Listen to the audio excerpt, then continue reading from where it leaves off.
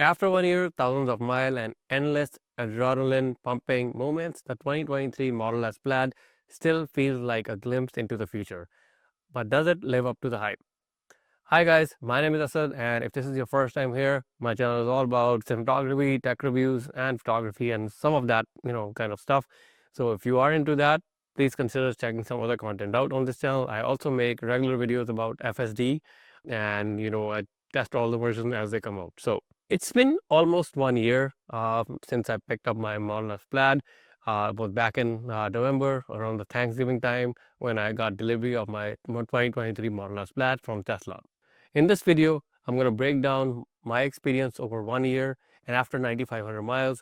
What do I think about this car? Will I buy it again? And some of the things that happened during the course of that 1 year. So I'm going to cover all of that and give you my opinion in the end as well. So stay tuned till the end. If you like this video, please consider subscribing, like, sharing, and all those good things. The Model S Plaid's design feels as timeless as it does futuristic. With its low stance, wide stance, and minimalistic aesthetics, Tesla's design approach remains unmatched. It is more than just looks. Tesla has meticulously designed every inch of this car with both aesthetic and performance in mind. Step inside and it's an experience on its own. The yoke steering wheel, whether you love it or hate it, commands attention. But let's get to the heart of matter. Performance with a 0 to 60 under 2 seconds, the Model S Plaid is still one of the fastest production cars on the road. This isn't just like an electric car, it's a thrill ride. You can use it as your daily driver for daily purposes, and then on your weekends you can just turn on the track mode and have some fun with it.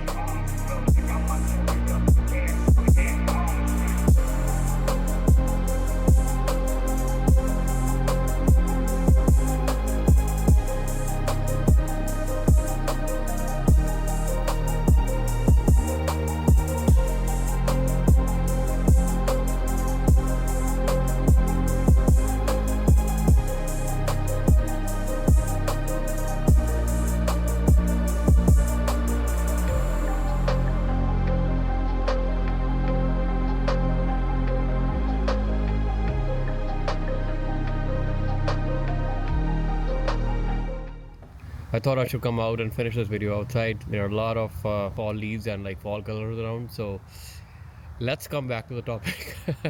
So let's talk about some real world range and real world performance as well. So I'm going to start with performance. So you are not going to see 0 to 60 in 1.9 seconds on local roads or unprepped surfaces. That is when you are actually at a drag strip and a controlled environment. That's where with specific kind of tires you can hit that 1.99 seconds.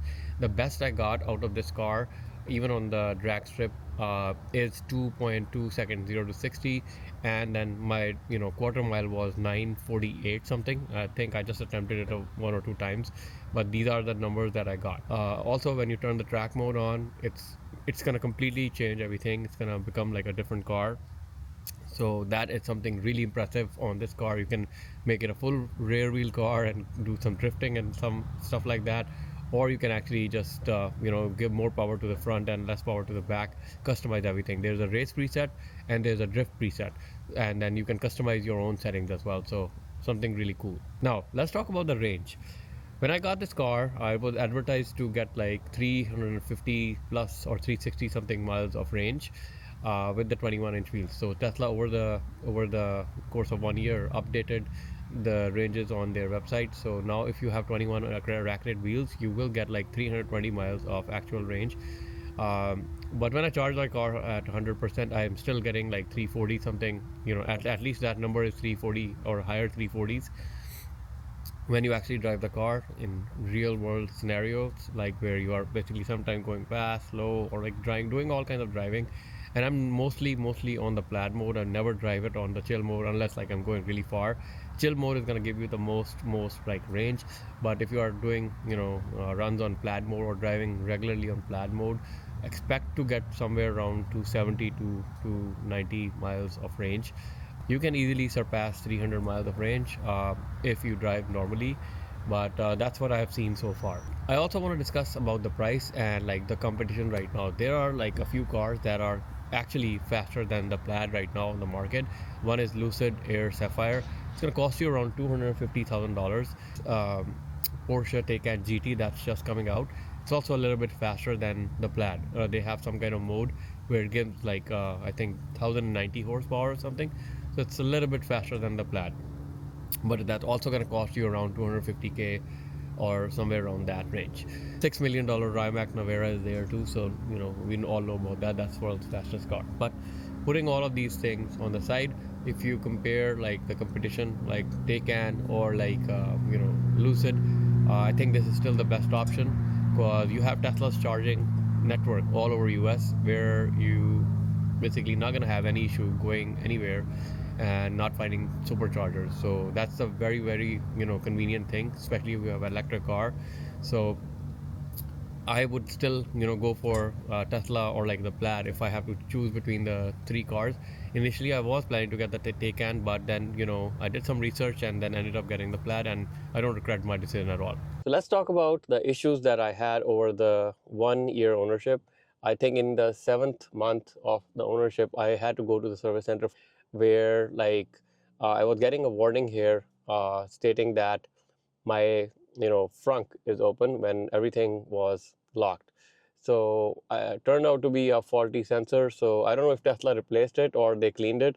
But they didn't charge me anything. It was a 15-minute job. So I just went in, and then they were like, okay, here you go, you're ready. Other than that, I think there was another thing where I had to go to the service center. When I was turning my car left, right, I would hear creaking sound kind of thing, or popping kind of sound.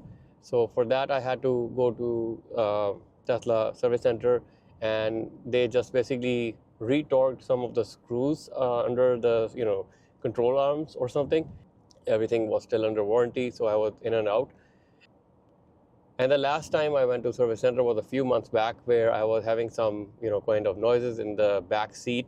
It seemed like something was loose, so they opened the seats, and I think they just put some kind of gaff tape and stuff like that to put like the car to full silent. Now I don't have any more issues. Other than that, everything is fine. One more thing that I also heard, when I was picking up this car, that there was an issue with the rear tire wearing out at 5,000-6,000 miles. My rear tires, inner wall of the rear tires is still perfectly fine. I don't drive really on the lowest suspension, although in this video you saw my car was parked at the lowest settings, but normally when I'm driving, I'm always at the medium settings. And if you have been following this channel, when I'm driving using the FSD on highways, the car actually tried to go on the low mode by itself. So whenever on the highway, I just change it back to medium, and it then sticks to medium. So that's the kind of approach I'm taking to this. I understand the tire, the rear tire situation on some of the Plaid is not all that great. Even on the Model X, this is an issue because the rear suspension or the rear camber, you cannot basically adjust that. It's not adjustable, so it's fixed. So when you are on the low settings, it's gonna be having an extreme kind of camber, right? And with that, your basically tires, instead of staying straight, it's just basically gonna be a little bit towards tilted. So far, I'm still on the stock suspension. I do have the shims. I never installed them. It's still sitting in my home office. But I had it just in case if I had to put them. So I just want to see how long these tires are gonna last. If I am having that problem, then I'm gonna probably end up installing the shims myself. Not that a hard kind of a job, as long as you have all the tools. So you may ask, if I want to buy this car over again in 2024, would I do that again? So I would say yes. I would definitely, if I'm in the market for an electric car, Tesla Model S or Model S Plaid, I think is one of the best option for the money. And the way it looks, it's still a car that looks really appealing, and it's fast as well. It's quick. The 2024 Plaids are also coming with the bucket seats, and I really like them when I saw them at the service center. So if I have to buy this car again, I would definitely get the Plaid for the options and the technology they have, and they keep on sending updates. I don't even know how many software updates I got ever since I got the car, and so many new features have been added. I love the actual smart summon. I love the FST. I'll use it every single day. Out of my 9,500 miles on this car, I think probably 7,000 are on the FST. So you can imagine, right? How much I use this. That's everything, guys. Let me know what you guys think about this video, and if I missed anything, please let me know or ask me any questions in the comment section. I'll definitely reply back to you guys. Hopefully this video will help you if you guys are in the market for getting a Tesla Model S or Model S Plaid.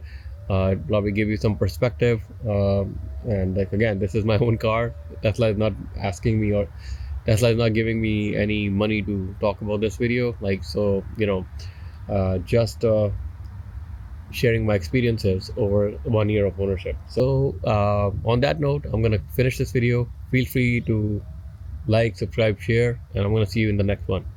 Stay safe. Goodbye. Peace.